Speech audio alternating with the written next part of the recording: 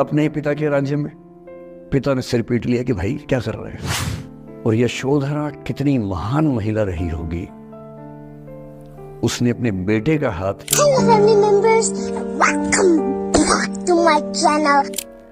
हमेशा दूसरे के पर्सपेक्टिव से भी सोच के देखिए कि उसको ऐसा क्यों करना पड़ा। क्या पता कोई मजबूरी हो, कभी कभी होती है। मैं बुद्ध की मजबूरी सोच के परेशान होता हूँ कई बार, और फिर मैं सोचता हूँ कि काश यशोधरा जैसा व्यक्तित्व सबका होता। बुद्ध की रियल कहानी क्या है शायद किसी को नहीं पता। मैं जिस कहानी की बात कर रहा हूँ, मैथिली शरण गुप्त नाम के एक बड़े प्रसिद्ध कवि ने यशोधरा नाम की पुस्तक में वो कहानी लिखी है, भूमिका में जिक्र किया। बुद्ध बचपन से ही थोड़े से वैरागी किस्म के व्यक्ति थे। उनकी कुंडली देख के एक ज्योतिषी ने बताया भी था। माता पिता बहुत परेशान थे, शुद्धोदन उनके पिता का नाम था। माता पिता ने बहुत कोशिश की कि इस बच्चे का मन विरक्त न हो। अच्छा महल बनवाया, सारी सुविधाएं दी। जैसे ही बुद्ध थोड़े से किशोरावस्था में आए, उस समय की दुनिया की सबसे खूबसूरत महिला से, लड़की से, यशोधरा से उसकी शादी करवा दी। यशोधरा के पिता ने काफी एग्जाम लिए बुद्ध जी के, वो सारे एग्जाम में पास हुए, तब जाके शादी हुई, ऐसे नहीं हुई। शादी हुई तो बुद्ध भी ठीक था, रमे रहे उस जीवन में। बेटा हुआ उनका राहुल। अब बुद्ध की विरक्ति का भाव बढ़ता जा रहा था। 29 साल की उम्र के आसपास ऐसा हुआ कि उन्होंने एक मृत व्यक्ति को देख लिया, एक बूढ़े को देखा, एक भिखारी को देखा, एक बीमार को देखा। विरक्त हो गए और उनका मन हुआ घर छोड़ दूं, ज्ञान की खोज में चला जाऊं। अब ज्ञान की खोज में जाएं, उनको पता है कि भाई मेरी पत्नी भी है, मेरा बेटा भी है, राज्य भी है, कैसे छोड़ दूं। छोड़ना जरूरी है। अंदर की आवाज है कि छोड़ो, तुम इस चीज के लिए नहीं बने हो, तुम्हारा स्वधर्म कुछ और है। बाहर की जिम्मेदारी है कि छोड़ नहीं सकते। मैं अनुमान करता हूं कि बुद्ध ने शायद अपने पिताजी से कहा हो कभी कि पिताजी मैं बहुत परेशान हूं, छोड़ना चाहता हूं। तो पिता ने समझा बुझा के मना किया होगा कि बेटा शोभा नहीं देता, ऐसा मत करो। हो सकता है पत्नी से ही बात की हो, पत्नी ने भी कहा हो कि ये क्या बात हुई, हम सबका जीवन तुम पे टिका है, बच्चा अभी बिस्तर से भी नहीं उतरा है, अभी तो चलना भी नहीं शुरू किया है, तुम ऐसी बात कर रहे हो। इसका जिक्र नहीं मिलता इतिहास में कि ये बात हुई कि नहीं हुई। और एक दिन बुद्ध ने तय किया और वो आधी रात को पत्नी और बेटे को सोता हुआ छोड़ के चले गए। इसको बौद्ध परंपरा में महाभिनिष्क्रमण कहते हैं, बुद्ध का अपने घर से निकल जाना। अब बुद्ध चले गए, लेकिन मैथिली शरण गुप्त यशोधरा के पर्सपेक्टिव से बुद्ध को देख रहे हैं। यशोधरा बहुत परेशान है, भाई पति चला गया है, बच्चे का पिता चला गया, मजाक छोड़ना है। राजा परेशान है कि उनका उत्तराधिकारी चला गया है। यशोधरा इतनी परेशान है, बहुत लंबे समय तक छंद आते रहते हैं कि वो कितनी बेचैन है, कितनी परेशान है।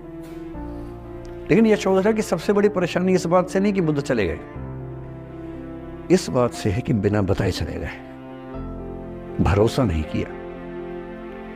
और वो अपनी सहेली से कहती है, सिद्धि हेतु स्वामी गए, यह गौरव की बात। मुझे गर्व है कि मेरा पति इतने महान काम के लिए गया है। सिद्धि हेतु स्वामी गए, यह गौरव की बात, पर चोरी चोरी गए, यही बड़ा व्याघात। सखी सखी वो मुझसे कहकर जाते, कह तो क्या वो मुझको अपनी पथ बाधा ही पाते। क्या मैं रास्ता रोकती उनका? उसके मन में ये मलाल है कि बिना बताए चले गए। वो इस भाव को लेट गो नहीं कर पा रही है, परेशान है। फिर बुद्ध को ज्ञान मिला 6 साल की तपस्या के बाद, बोधगया में बोधि वृक्ष के नीचे ज्ञान मिला। बात फैल गई। जो 5 शिष्य बुद्ध को छोड़ के भाग गए थे उनके बुरे वक्त में, उन्हीं 5 को बुद्ध ने सबसे पहले ज्ञान दिया सारनाथ में, जिसको धर्मचक्र प्रवर्तन कहते हैं। बुद्ध की ख्याति बढ़ने लगी। शुद्धोदन ने बुद्ध के पास, अपने बेटे के पास कई लोगों को भेजा ये कहने के लिए कि भाई यहां भी तो आओ, हमसे भी तो मिलो। बुद्ध का ऐसा प्रताप था कि जो उनके पास जाता वो बुद्धम शरणम गच्छामि हो जाता, वापस ही नहीं आता। तो फिर शुद्धोदन ने बुद्ध के बचपन के एक दोस्त को ये कह के भेजा, भैया मैं जानता हूं तुम वापस नहीं आओगे, पर प्रभावित होने से पहले बोल देना कि पापा याद कर रहे थे। तो वो गया, उससे वायदा निभाया, हो तो गया, बुद्ध के संग में दीक्षित हो गया, पर वायदा निभा दिया। तो बुद्ध ने कहा जरूर जाऊंगा, पिताजी की आज्ञा है तो जाऊंगा ही जाऊंगा। बुद्ध पहुंचे अपने कपिलवस्तु, जो अपना इलाका था वहां पहुंचे। पूरे कपिलवस्तु में, नेपाल सिद्धार्थनगर से नेपाल जाएंगे तो नेपाल बॉर्डर पे ही कपिलवस्तु है। मैं देखने गया था वो जगह जहां बुद्ध पैदा हुए थे, बड़ा सुंदर स्थान है, आप भी जाकर देखें कभी। तो बुद्ध पहुंचे रात को, एक धर्मशाला में रुके। अब वहां हल्ला मच गया कि राजा का बेटा धर्मशाला में। बुद्ध ने कहा भाई मैं देखो राजा का बेटा बन के नहीं आया हूं, मैं बुद्ध बन के आया हूं। सुबह उठ के भिक्षा मांगने लग गए उस इलाके में, अपने ही पिता के राज्य में। पिता ने सिर पीट लिया कि भाई क्या कर रहे हैं। फिर बुद्ध ने सूचना भिजवाई कि मैं बुद्ध हूँ, बेटा हूँ संयोग से, ठीक है मैं आ रहा हूँ मिलने के लिए, पर मैं बुद्ध होके आया हूँ, मेरी चर्या है, नियम है, मैं भिक्षा से ही जीवन जीता हूँ। ठीक है, पिताजी ने कहा चल कोई बात नहीं। फिर बुद्ध गए पिता से मिलने, पिता से मिले, सबसे मिले भरी सभा में। लेकिन यशोधरा नहीं आई मिलने के लिए, लेट गो नहीं कर पा रही थी। उसके मन में दर्द था, छुप के क्यों गया, बता के जाता। बुद्ध ने पूछा पिता से कि यशोधरा कहाँ है, तो बोले कि वो कह रही है कि अगर बुद्ध मिलना चाहेंगे तो खुद ही मिलने आएंगे मुझसे, मैं क्यों जाऊंगी भाई, आत्मसम्मान भी तो कोई चीज है, मैं क्यों मिलने जाऊंगी। तो बुद्ध मिलने गए। सोचिए कमरे में यशोधरा बैठी, राहुल साथ में। अब राहुल थोड़ा सा बड़ा हो गया है, 6-7 साल का है। बुद्ध गए हैं। अब आपके मन में आ रहा है कि बुद्ध वहां जाके बोलेंगे सॉरी मैंने गलत किया, I hurt you, I really feel sorry. बुद्ध है वो बुद्ध। वहां जाके क्या बोल रहे पता है, भिक्षाम देहि, भिक्षा दो। और यशोधरा कितनी महान महिला रही होगी, उसने अपने बेटे का हाथ बाप के हाथ में दे दिया।